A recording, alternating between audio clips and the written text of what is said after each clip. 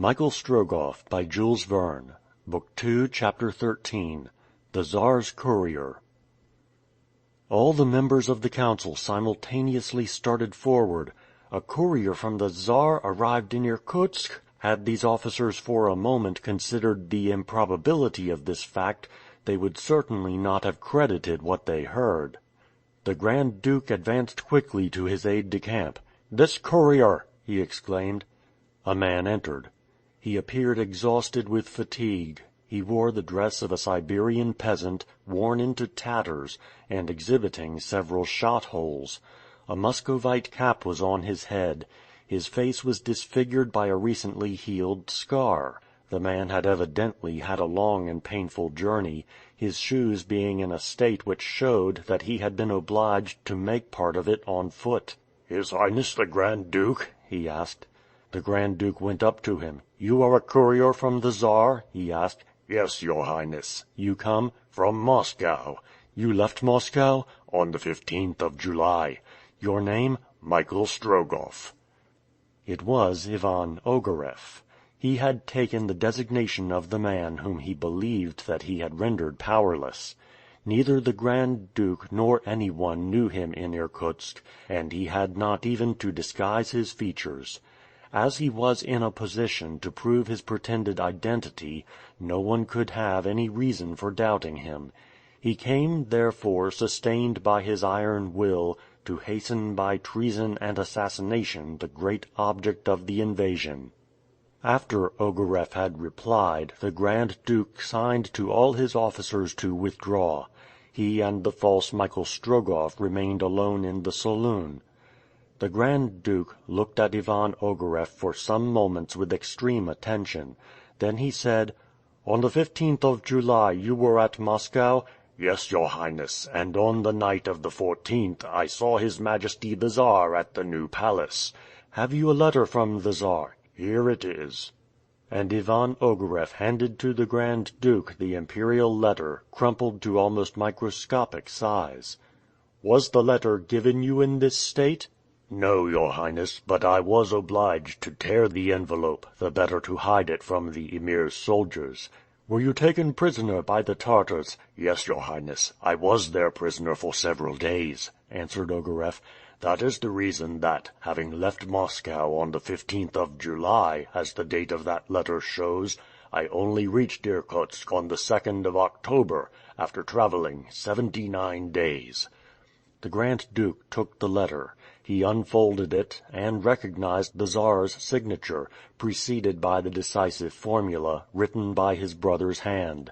There was no possible doubt of the authenticity of this letter, nor of the identity of the courier.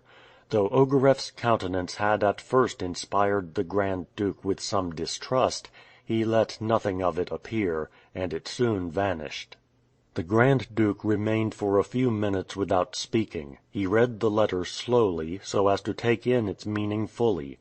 "Michael Strogoff, do you know the contents of this letter?" he asked. "Yes, your Highness. I might have been obliged to destroy it to prevent its falling into the hands of the Tartars, and should such have been the case, I wished to be able to bring the contents of it to your Highness." "You know that this letter enjoins us all to die rather than give up the town?" "I know it." "You know also that it informs me of the movements of the troops which have combined to stop the invasion?" "Yes, your Highness, but the movements have failed." "What do you mean?" "I mean that Ichim, Omsk, Tomsk, to speak only of the more important towns of the two Siberias, have been successively occupied by the soldiers of Feofar Khan." "But there has been fighting? Have not our Cossacks met the Tartars?" "Several times, your Highness." "And they were repulsed?" "They were not in sufficient force to oppose the enemy."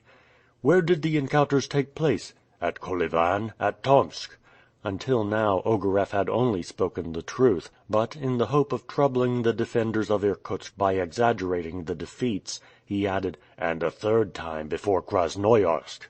"And what of this last engagement?" asked the Grand Duke, through whose compressed lips the words could scarcely pass. "It was more than an engagement, your Highness," answered Ogareff. "It was a battle." "A battle?" 20,000 Russians from the frontier provinces and the government of Tobolsk engaged with 150,000 Tartars, and notwithstanding their courage were overwhelmed." "You lie!" exclaimed the Grand Duke, endeavoring in vain to curb his passion. "I speak the truth, your Highness," replied Ivan Ogareff coldly. "I was present at the battle of Krasnoyarsk, and it was there I was made prisoner." The Grand Duke grew calmer, and by a significant gesture he gave Ogareff to understand that he did not doubt his veracity. "What day did this battle of Krasnoyarsk take place?" he asked. "On the 2nd of September." "And now all the Tartar troops are concentrated here?" "All." "And you estimate them?" "At about 400,000 men." Another exaggeration of Ogareff's in the estimate of the Tartar army, with the same object as before. "And I must not expect any help from the West provinces?" asked the Grand Duke. "None, your Highness, at any rate before the end of the winter." "Well, hear this, Michael Strogoff. Though I must expect no help, either from the East or from the West, even were these barbarians 600,000 strong, I will never give up Irkutsk." Ogareff's evil eye slightly contracted. The traitor thought to himself that the brother of the Czar did not reckon the result of treason. The Grand Duke, who was of a nervous temperament, had great difficulty in keeping calm whilst hearing this disastrous news. He walked to and fro in the room, under the gaze of Ogareff, who eyed him as a victim reserved for vengeance. He stopped at the windows, he looked forth at the fires in the Tartar camp, he listened to the noise of the ice blocks drifting down the Angara. A quarter of an hour passed without his putting any more questions. Then, taking up the letter, he reread a passage and said, "You know that in this letter I am warned of a traitor, of whom I must beware?" "Yes, your Highness." "He will try to enter Irkutsk in disguise, gain my confidence, and betray the town to the Tartars." "I know all that, your Highness, and I know also that Ivan Ogareff has sworn to revenge himself personally on the Czar's brother." "Why?" "It is said that the officer in question was condemned by the Grand Duke to a humiliating degradation." "Yes, I remember.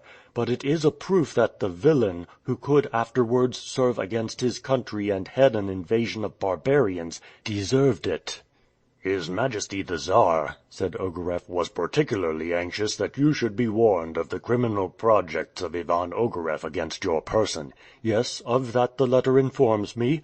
"And his Majesty himself spoke to me of it, telling me I was above all things to beware of the traitor." "Did you meet with him?" "Yes, your Highness, after the battle of Krasnoyarsk.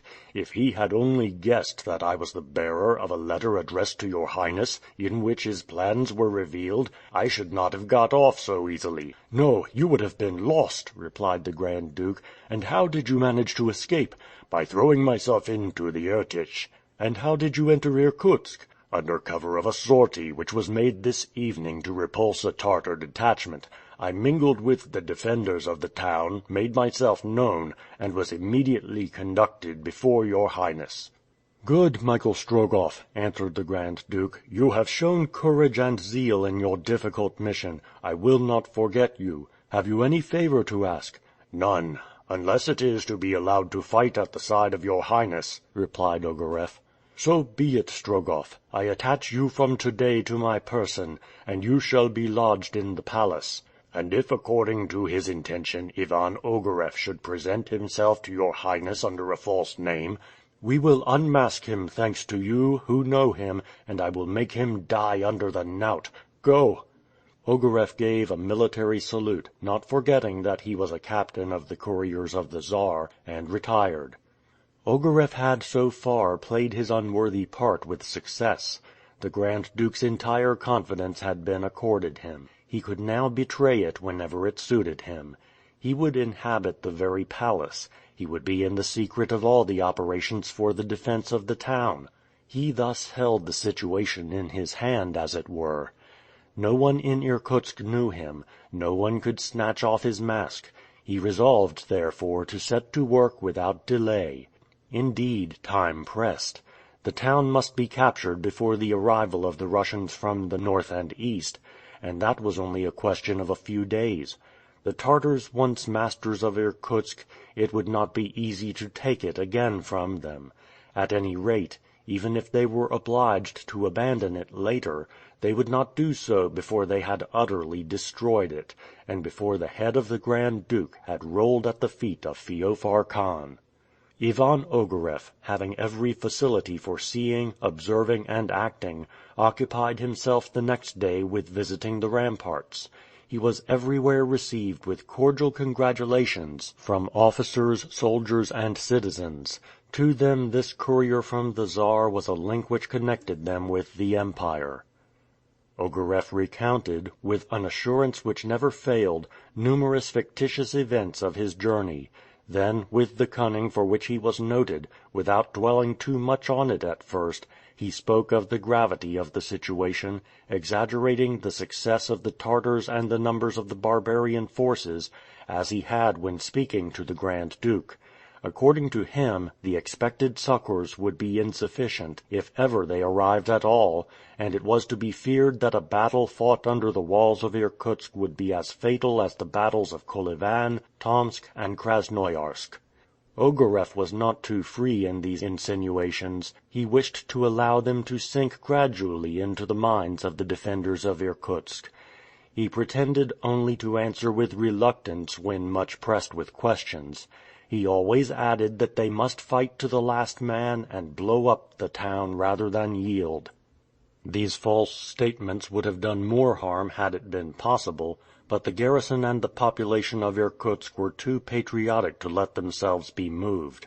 Of all the soldiers and citizens shut up in this town, isolated at the extremity of the Asiatic world, not one dreamed of even speaking of a capitulation.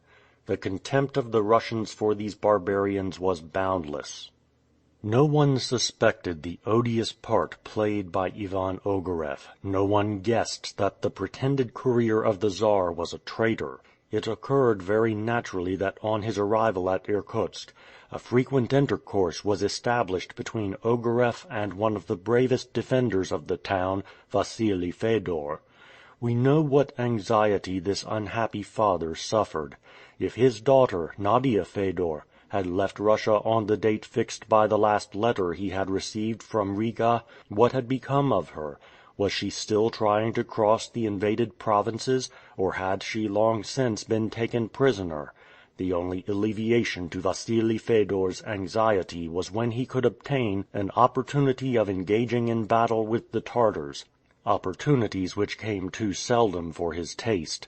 The very evening the pretended courier arrived, Vasily Fedor went to the Governor-General's palace and, acquainting Ogareff with the circumstances under which his daughter must have left European Russia, told him all his uneasiness about her.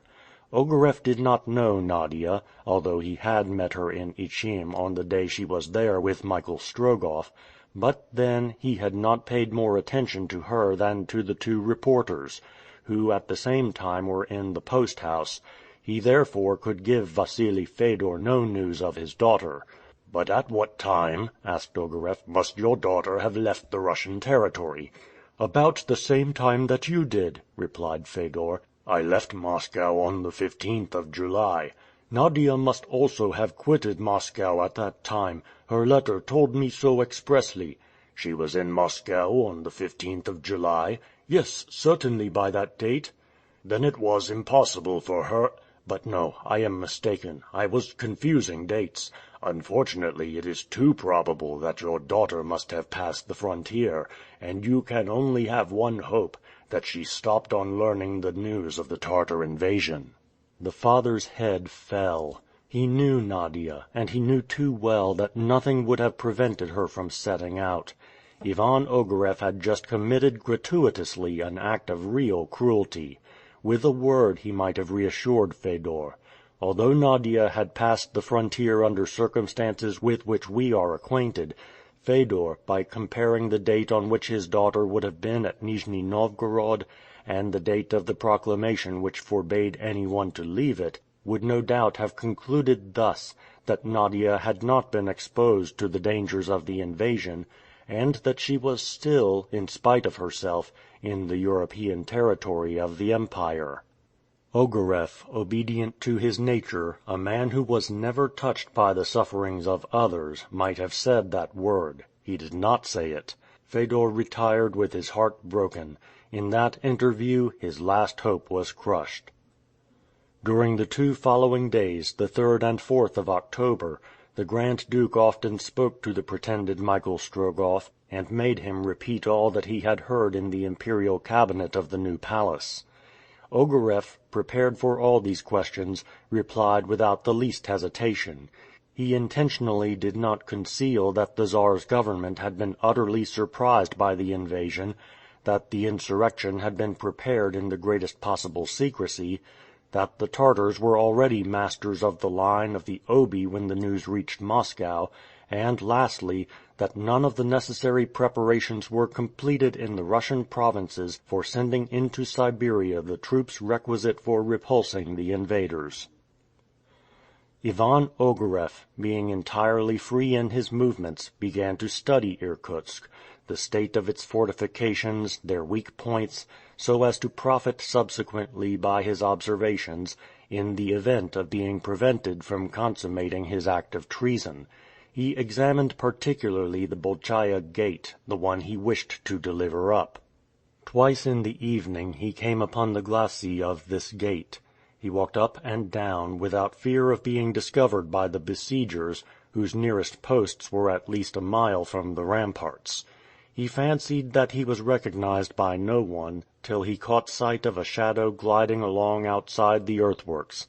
Sangarre had come at the risk of her life for the purpose of putting herself in communication with Ivan Ogareff.